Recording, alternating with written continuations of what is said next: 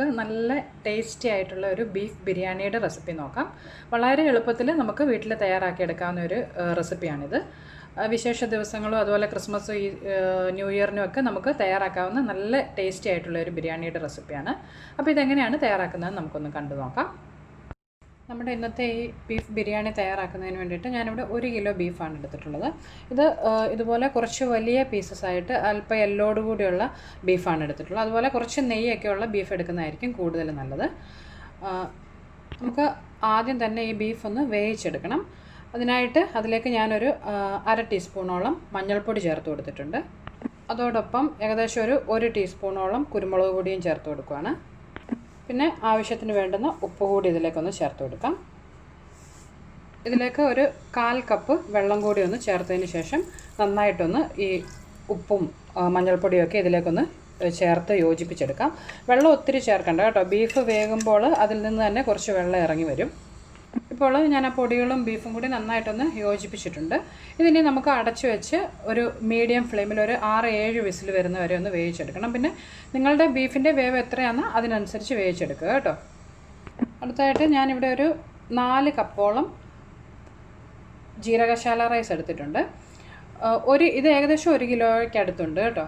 അപ്പം 1 കിലോ ബീഫിന് ഞാൻ ഏകദേശം 1 കിലോ തന്നെ ജീരകശാല റൈസും എടുത്തിട്ടുണ്ട്. നിങ്ങൾക്ക് വേണമെങ്കിൽ ബസ്മതി റൈസ് യൂസ് ചെയ്യാം. പക്ഷേ ബീഫ് ബിരിയാണി വെക്കുമ്പോൾ കൂടുതൽ നല്ലത് ജീരകശാല റൈസ് എടുക്കുന്നതായിരിക്കും കേട്ടോ.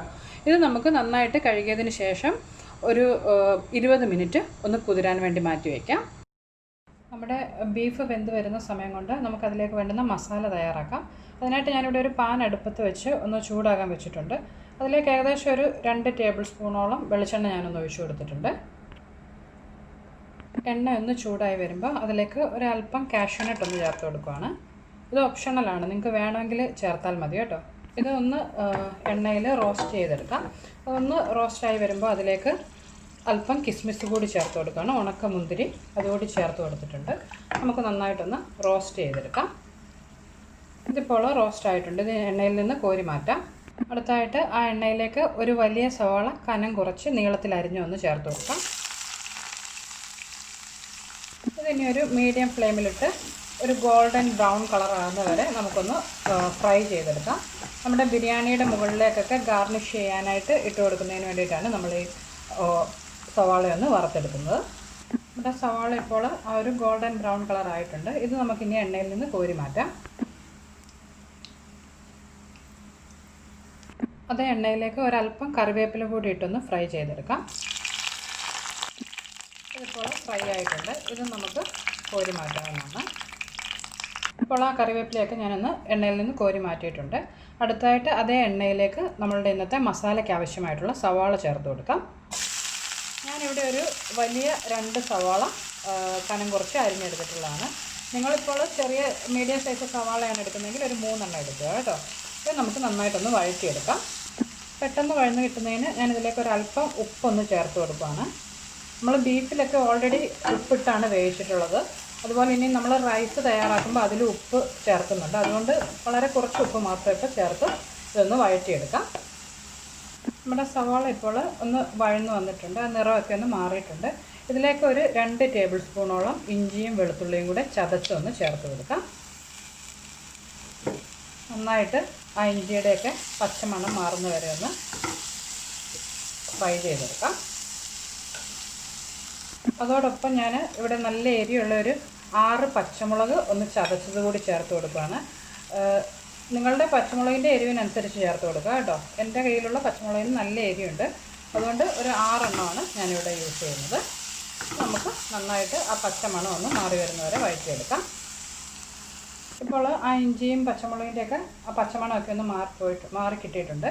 ഇതിലേക്ക് നമുക്കിനി പൊടികൾ ചേർത്ത് കൊടുക്കാം. ഞാനിവിടെ ഒരു 1/2 ടീസ്പൂണോളം മഞ്ഞൾപ്പൊടി ചേർത്ത് കൊടുക്കുകയാണ്. അതുപോലെ ഒരു 1 ടീസ്പൂൺ മുളക് പൊടി ചേർത്ത് കൊടുക്കുകയാണ്. ഞാൻ കാശ്മീരി ചില്ലി ആണ് ചേർത്തിട്ടുള്ളത്. അതുകൊണ്ട് ഒരു 1-1.5 ടീസ്പൂണോളം നമുക്ക് ചേർത്ത് കൊടുക്കാം കേട്ടോ. അതോടൊപ്പം ഒരു 1 ടീസ്പൂൺ ബിരിയാണി മസാല ചേർത്ത് കൊടുക്കുകയാണ്. ഇനി ആ പൊടികളുടെയൊക്കെ പച്ചമണം മാറുന്നത് വരെ ഒന്ന് വഴറ്റിയെടുക്കാം. അടുപ്പിൽ തീ കുറച്ച് വെച്ചുകൊണ്ട് വേണം ഈ പൊടികളൊക്കെ വഴറ്റിയെടുക്കാൻ കേട്ടോ. ഇപ്പോൾ നമ്മുടെ ആ പൊടികളൊക്കെ ഒന്ന് വഴന്ന് ആ പച്ചമണമൊക്കെ ഒന്ന് മാറി കിട്ടിയിട്ടുണ്ട്. ഇതിലേക്ക് ഇനി മീഡിയം സൈസിലുള്ള 2 തക്കാളി ചെറുതായിട്ട് അരിഞ്ഞ് ഒന്ന് ചേർത്ത് വഴറ്റിയെടുക്കാം. തക്കാളി പെട്ടെന്ന് വഴന്ന് കിട്ടണമെങ്കിൽ ഒരല്പ സമയം ഒന്ന് അടച്ചു വെച്ച് മീഡിയം ഫ്ലെയിമിൽ കുക്ക് ചെയ്താൽ മതി കേട്ടോ. ഇത് നന്നായിട്ടൊന്ന് വഴന്ന് കിട്ടണം. ഇപ്പോൾ ഒരു 3-4 മിനിറ്റ് കഴിഞ്ഞിട്ടുണ്ട്. തക്കാളി നന്നായിട്ട് വെന്ത് സോഫ്റ്റായി വന്നിട്ടുണ്ട്. അടുത്തായിട്ട് ഞാനിതിലേക്ക് ഒരു പിടിയോളം മല്ലിയിലയും പുതിനയിലയും കൂടെ ചെറുതായിട്ട് അരിഞ്ഞ് ഒന്ന് ചേർത്ത് കൊടുക്കുകയാണ്. നന്നായിട്ടൊന്ന് യോജിപ്പിച്ചെടുക്കാം. അതുപോലെ 1 ടേബിൾ സ്പൂൺ വലിയ പുളിയില്ലാത്ത തൈര് കൂടി ചേർത്ത് കൊടുക്കുകയാണ്. നമ്മൾ തക്കാളിയൊക്കെ ഓൾറെഡി ചേർത്തിട്ടുള്ളതുകൊണ്ട് ഞാൻ 1 ടേബിൾ സ്പൂണേ തൈര് ഇതിലേക്ക് ചേർക്കുന്നുള്ളൂ. നിങ്ങൾക്ക് പുളി അല്പം കൂടി വേണമെന്നുണ്ടെങ്കിൽ 1.5 ടേബിൾ സ്പൂണോളം തൈര് ചേർത്ത് കൊടുക്കാം.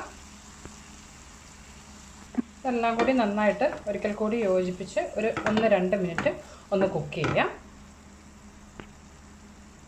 ഇപ്പോൾ ഈ മസാല ഇവിടെ തയ്യാറായിട്ടുണ്ട്. ഇതിലേക്ക് നമ്മൾ ആദ്യം വേവിച്ച് വെച്ചിട്ടുള്ള ആ ബീഫ് ചേർത്ത് കൊടുക്കാം. ആ ബീഫ് വേവിച്ചപ്പോൾ ഉണ്ടായിട്ടുള്ള ആ ഗ്രേവി അടക്കം നമ്മളിതിലേക്ക് ചേർത്ത് കൊടുക്കുക. എല്ലാം കൂടി നന്നായിട്ടൊന്ന് യോജിപ്പിച്ചെടുക്കണം.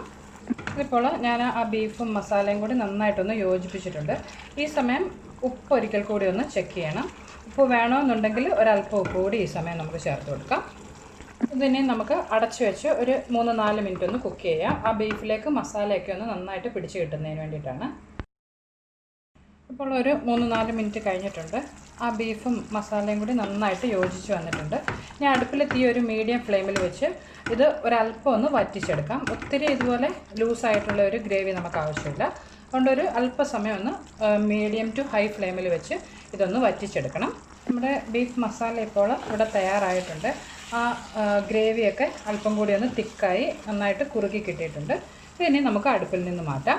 അടുത്തതായിട്ട് നമ്മുടെ ഇന്നത്തെ ബിരിയാണിക്ക് വേണ്ടുന്ന റൈസ് നമുക്ക് തയ്യാറാക്കിയെടുക്കാം. അതിനുവേണ്ടി ഞാനിവിടെ ഒരു പാൻ അടുപ്പത്ത് വെച്ച് അതിലേക്ക് ഒരു ടേബിൾ സ്പൂണോളം നെയ്യൊന്ന് ചേർത്ത് കൊടുക്കുകയാണ്. അതോടൊപ്പം ഒരു 1/2 ടേബിൾ സ്പൂൺ വെളിച്ചെണ്ണയും കൂടി ചേർത്ത് കൊടുക്കുകയാണ്. നിങ്ങൾക്ക് നെയ്യ് കൂടുതൽ വേണമെങ്കിൽ ഒരു 1.5 ടേബിൾ സ്പൂണോളം നെയ്യ് ഉപയോഗിക്കാം കേട്ടോ. എണ്ണയും നെയ്യും ഒക്കെ ഒന്ന് ചൂടായി വരുമ്പോൾ അതിലേക്ക് നമുക്ക് സ്പൈസസ് ചേർത്ത് കൊടുക്കാം. ഞാനിവിടെ ഒരു ബേ ലീഫ്, ഒരു വലിയൊരു പട്ട, ഒരു തക്കോലം, അതുപോലെ ഒരു 4 ഏലക്കായും 4 ഗ്രാമ്പുവുമാണ് ചേർത്ത് കൊടുത്തിട്ടുള്ളത്. അത് നന്നായിട്ടൊന്ന് ആ നെയ്യിൽ മൂത്ത് വരുമ്പോൾ അതിലേക്ക് നമ്മൾ ആദ്യം കഴുകി കുതിർത്ത് വെച്ചിട്ടുള്ള അരി ആ വെള്ളമൊക്കെ ഒന്ന് തോർന്നെടുത്തതിന് ശേഷം ഇതിലേക്കൊന്ന് ചേർത്ത് കൊടുക്കാം. ഇത് നമുക്കിനി ഒരു മീഡിയം ഫ്ലെയിമിൽ വെച്ച് അല്പസമയം ഒന്ന് ഈ നെയ്യിലൊന്ന് വറുത്തെടുക്കാം. ഒരു 3-4 മിനിറ്റ് ഒരു മീഡിയം ഫ്ലെയിമിൽ ഇതൊന്ന് വറുത്തെടുത്താൽ മതിയാവും. നമ്മുടെ റൈസ് ഇവിടെ നന്നായിട്ട് ഞാനൊന്ന് ഫ്രൈ ചെയ്തെടുത്തിട്ടുണ്ട്. ഇനി ഇതിലേക്ക് ഈ റൈസിന് ആവശ്യമായിട്ടുള്ള വെള്ളം ചേർത്ത് കൊടുക്കാം. ഞാനിവിടെ നല്ല ചൂടുള്ള വെള്ളമാണ് ഒഴിച്ചു കൊടുക്കുന്നത്. ഈ വെള്ളത്തിൻ്റെ കണക്ക് എങ്ങനെയാണെന്ന് വെച്ചാൽ 1 കപ്പ് അരിക്ക് 1.5 കപ്പ് എന്നുള്ള കണക്കിൽ 4 കപ്പ് അരിക്ക് 6 കപ്പ് വെള്ളമാണ് ഞാനിവിടെ ഇപ്പോൾ ചേർത്തിട്ടുള്ളത്. ഇതിലേക്ക് നമ്മുടെ റൈസിന് ആവശ്യമായിട്ടുള്ള ഉപ്പ് കൂടി ഒന്ന് ചേർത്ത് കൊടുക്കാം. നന്നായിട്ടൊന്ന് യോജിപ്പിച്ചെടുക്കാം. അതോടൊപ്പം ഇവിടെ ഞാൻ ഒരു ടീസ്പൂണോളം നാരങ്ങാനീര് കൂടി ഇതിലേക്കൊന്ന് ചേർത്ത് കൊടുക്കുകയാണ്. എല്ലാം കൂടി നന്നായിട്ടൊന്ന് യോജിപ്പിച്ചതിന് ശേഷം ഹൈ ഫ്ലെയിമിൽ വെച്ച് ഈ വെള്ളം ഒന്ന് കുറച്ചൊന്ന് വറ്റിച്ചെടുക്കാം. ഇപ്പോൾ ആ വെള്ളം കുറച്ചൊന്ന് വറ്റി അളവൊക്കെ കുറഞ്ഞിട്ടുണ്ട്. ഈ സമയം ഇതിനെ നമുക്ക് അടച്ചു വെച്ച് അടുപ്പിൽ തീ ഒരു മീഡിയം ടു ലോ ഫ്ലെയിമിൽ വെച്ച് ആ വെള്ളം കംപ്ലീറ്റ് ആയിട്ട് വറ്റുന്നത് വരെ ഇത് വേവിച്ചെടുക്കാം. ഇപ്പോൾ നമ്മുടെ ആ അരിയിലെ വെള്ളമൊക്കെ വറ്റി നന്നായിട്ട് തയ്യാറായിട്ടുണ്ട്. ഇത് ഒട്ടിപ്പിടിച്ചിട്ടൊന്നുമില്ല കേട്ടോ, നന്നായിട്ട് തയ്യാറായിട്ടുണ്ട്. പിന്നെ നിങ്ങൾക്കിതിൽ വെള്ളമയം തോന്നുകയാണെന്നുണ്ടെങ്കിൽ ഒരു 1-2 മിനിറ്റ് ഒന്ന് തുറന്ന് വെച്ച് ലോ ഫ്ലെയിമിലൊന്ന് വെച്ച് കഴിഞ്ഞാൽ ആ വെള്ളമൊക്കെ നന്നായിട്ട് വറ്റി കിട്ടും കേട്ടോ. ഇതിപ്പോൾ തയ്യാറായിട്ടുണ്ട്. ഇനി അടുത്തായിട്ട് നമുക്കിതെങ്ങനെയാണ് ദം ചെയ്തെടുക്കുന്നതെന്ന് നോക്കാം. അതിനായി ഞാൻ അടുപ്പിൽ പഴയൊരു തവ ചൂടാകാൻ വെച്ചിട്ടുണ്ട്. ഇതിൻ്റെ മുകളിലേക്ക് നമ്മൾ ഇന്ന് ബിരിയാണി ദം ചെയ്യുന്നതിന് വേണ്ടുന്ന ആ വലിയ പാത്രം ഒന്ന് വെച്ച് കൊടുക്കാം. ഇതിലേക്ക് നമ്മൾ ആദ്യം തയ്യാറാക്കി വെച്ചിട്ടുള്ള നമ്മുടെ ബീഫിൻ്റെ മസാല നമുക്കൊന്ന് ചേർത്ത് കൊടുക്കാം. ഞാൻ ആ മുഴുവൻ മസാലയും ഏറ്റവും താഴെയായിട്ട് തന്നെയാണ് വെക്കുന്നത്, അല്ലാതെ 2 ലെയറായിട്ടൊന്നും ഈ മസാല ചേർക്കുന്നില്ല കേട്ടോ. ഇത് നമുക്ക് നന്നായിട്ടൊന്ന് സ്പ്രെഡ് ചെയ്ത് കൊടുക്കാം. ഇതിൻ്റെ മുകളിലേക്ക് നമ്മൾ ആദ്യം തയ്യാറാക്കി വെച്ചിട്ടുള്ള ആ ഫ്രൈഡ് ഒനിയനും അതുപോലെ കറിവേപ്പില ഫ്രൈ ചെയ്തതും നമുക്ക് അല്പം ഒന്ന് ഇട്ട് കൊടുക്കാം. അതിനുശേഷം നമ്മൾ തയ്യാറാക്കി വെച്ചിട്ടുള്ള റൈസിൽ നിന്ന് ഒരു പകുതിയോളം റൈസ് ഒരു ലെയറായിട്ട് നമുക്കിതിൻ്റെ മുകളിലേക്കൊന്ന് സ്പ്രെഡ് ചെയ്യാം. ഇതിന് മുകളിലേക്ക് ഒരല്പം ഗരം മസാല ഒന്ന് സ്പ്രെഡ് ചെയ്യുകയാണ്. ഒരു 1/4 ടീസ്പൂണോളം ഗരം മസാല ഒന്ന് സ്പ്രെഡ് ചെയ്തിട്ടുണ്ട്. അതുപോലെ കുറച്ച് മല്ലിയിലയും പുതിനയിലയും ചെറുതായിട്ട് അരിഞ്ഞൊന്ന് ഇട്ട് കൊടുക്കുകയാണ്. അതോടൊപ്പം ആദ്യം നമ്മൾ ഫ്രൈ ചെയ്ത് വെച്ചിട്ടുള്ള കിസ്മിസും കാഷ്യൂനട്ടും കുറച്ച് ഞാനൊന്ന് ഇതിലേക്ക് ചേർത്തിട്ടുണ്ട്. അതുപോലെ ആ ഫ്രൈഡ് ഒനിയനും കറിവേപ്പിലയും കുറച്ചൊന്ന് ചേർത്ത് കൊടുക്കാം. ഇനി ഇതിൻ്റെ മുകളിലേക്ക് ബാക്കിയുള്ള റൈസ് നമുക്ക് നന്നായിട്ടൊന്ന് സ്പ്രെഡ് ചെയ്ത് കൊടുക്കാം. നന്നായിട്ട് ഒരേപോലെ ഒന്ന് നമുക്ക് എല്ലായിടത്തേക്കും ആക്കി വെക്കാം.